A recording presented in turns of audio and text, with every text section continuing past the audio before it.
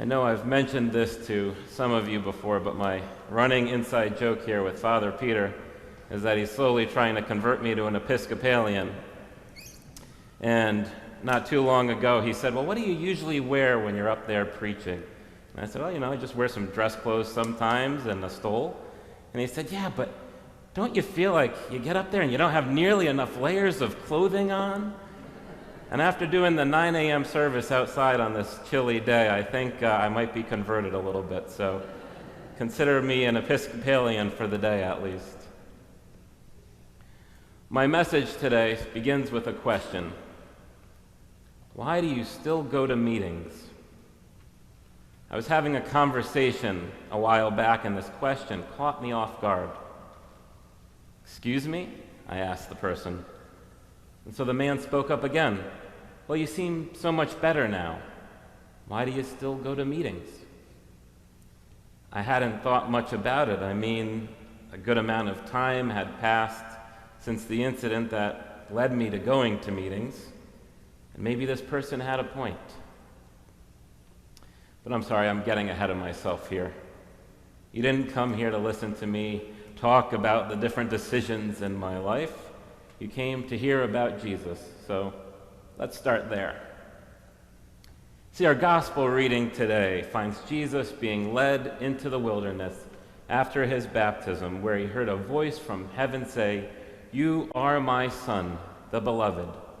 With you I am well pleased." No pressure living up to that, right? What does this mean for Jesus as a person and for his ministry? Well, if you're a lover of superhero movies like myself, this part might sound like your typical origin story, where the hero goes through a series of trials that ultimately shape them into the person they will become, or perhaps reveals who they were all along. So after 40 days being tempted in the wilderness, Jesus faces 3 final tests from the devil. For test number 1, a very hungry Jesus, who hasn't eaten this entire time, is challenged to turn a stone into a loaf of bread. This is a pretty low-risk thing to ask of Jesus, right? The devil's basically saying, dude, nobody's around, just make yourself something to eat. But by refusing to do this, Jesus teaches us 2 key things about who he is. 1, he trusts in God to provide for him. And 2, his life will be defined by serving the needs of others, not just his own. So we're on to test number 2 now. We're going quick. Jesus is offered authority over all the kingdoms of the world. And all he has to do in return is worship the devil.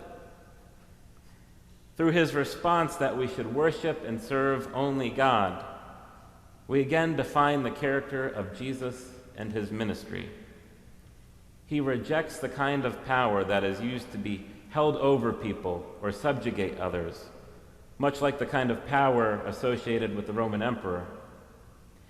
Instead, he redefines power as something meant to liberate the poor and the oppressed. And now test number 3 foreshadows what's to come for Jesus. He's taken to Jerusalem, the very place where he will ultimately face his final earthly test in the crucifixion. High atop the temple, the devil challenges Jesus, right? Throw yourself off this building and let God's angels save you. This echoes what we hear later in Luke's gospel as Jesus is atop the cross and he hears 3 separate times, "If you're the Messiah, save yourself." Both atop the temple and atop the cross, Jesus refuses, firm in his belief that we are supposed to trust rather than test our God. Now, this story gives us great insights into who Jesus is, but what always grabbed my attention ever since I was a kid is that we get a showdown between Jesus and the devil. Someone said to me just this past week, I don't even consider this much of a matchup for Jesus. I mean, this is basically the Green Bay Packers facing your local high school football team. And I can buy that. But what about when it's us facing the demons and not Jesus? The odds probably don't favor us quite so heavily. And in February of 2010, I had to face my own demons. See, I had just finished watching a movie at home with my mom when the phone rang. It was my sister-in-law calling to tell us that my brother had fallen out of bed in his sleep, and paramedics were on the way to the house. She asked if I could stay over the house with my little niece and nephew while my brother was taken to the hospital. Now, truth be told, this happened a year earlier, and he was fine, so I really didn't think too much of it at the time. But this night was different. As I entered the house, I noticed my brother still hadn't woken up, and while I didn't understand what the paramedics were saying to one another, my sister-in-law, a nurse, did react to their words, and so I knew the situation was pretty grave. They moved us into the kitchen, and they brought my brother to the ambulance, and then they told us we should make our way to the hospital. I remember that night so vividly, jumping in my car, speeding through the streets of Milford, and just praying, God, I know I have fallen out of faith lately. I know it has been a long time since we spoke, but please let my brother live, and I will believe. We all gradually made our way to the hospital. I sat in the waiting room with my stepmom while my parents and my sister-in-law were called away by one of the doctors. And I just sat there in the waiting room internally saying to myself, please God, please God, please God. And then a nearby door opened.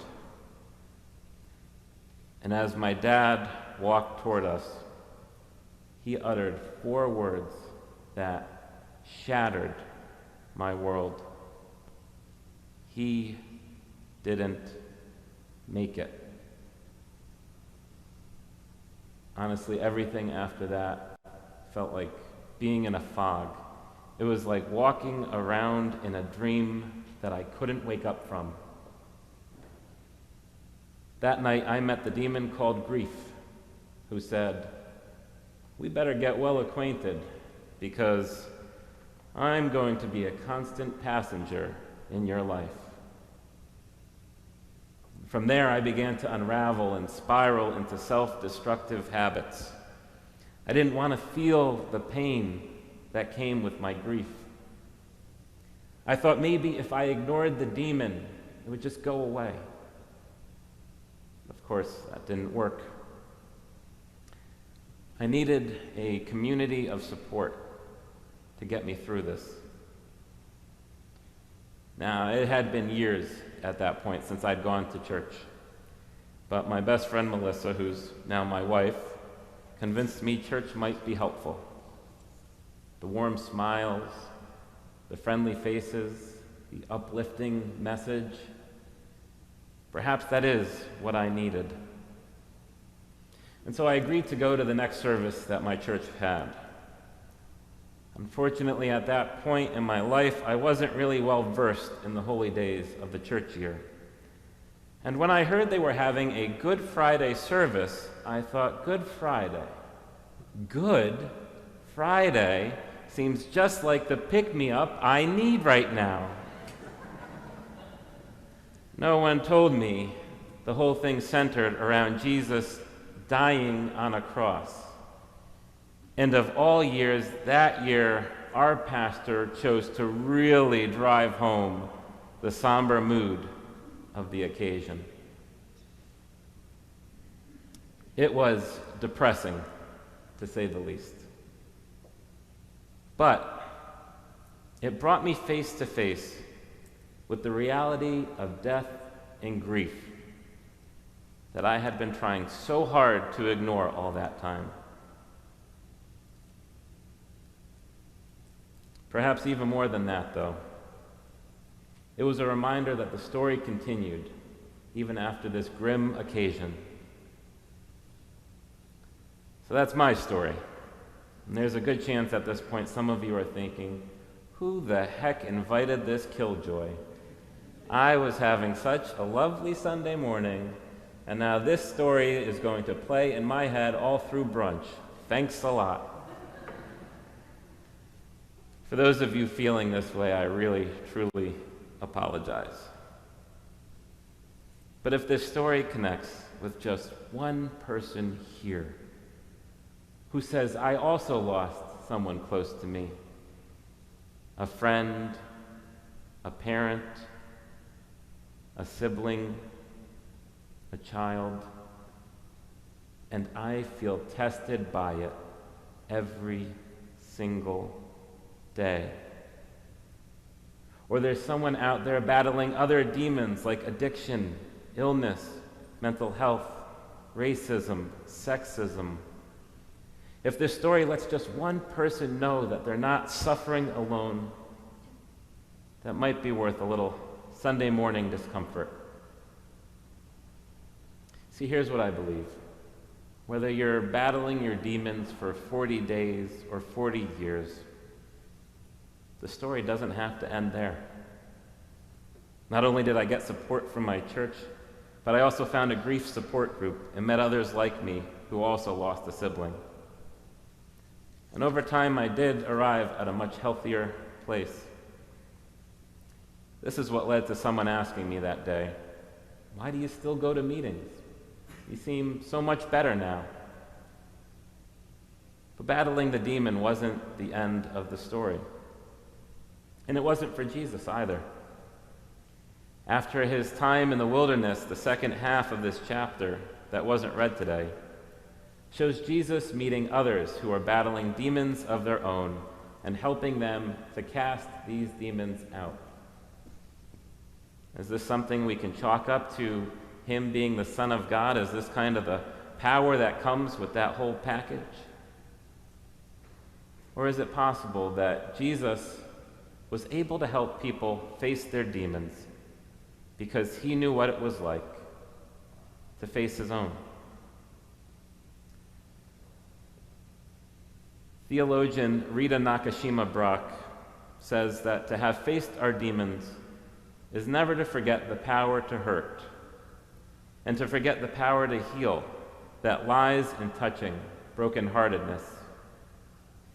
To heal is to be capable of relationships of power because we have faced our own pain and despair. Just as Jesus' trials in the wilderness revealed things about him, our own trials reveal who we are and who we have yet to become. This is the very thing we witness in support groups all the time, whether they're for grief, addiction, mental health, divorce, or any other struggle we're going through. Those who have struggled come out the other side and guide newcomers who are just beginning to face their demons, until one day those newcomers become guides themselves. And both sets of people in this equation need one another, because the demons are never truly gone. At the end of our gospel reading, Jesus doesn't vanquish the devil. Luke just writes that the devil disappeared and went away until an opportune time. We don't hear about him again until much later, when it says that he went into Judas to betray Jesus. So that means all through Jesus' ministry, the devil is just quietly waiting and sitting there in the background, biding his time. But like many people today, Jesus first faced his demon alone, and then found a group of people willing to journey alongside him. In the denomination I come from, the United Church of Christ, there's an old Gracie Allen quote that we like to use a lot. Never place a period where God has placed a comma. Whatever you've faced or whatever you're facing now in life, there is more story to be written. It's never too late to become the healed or the healer. Amen.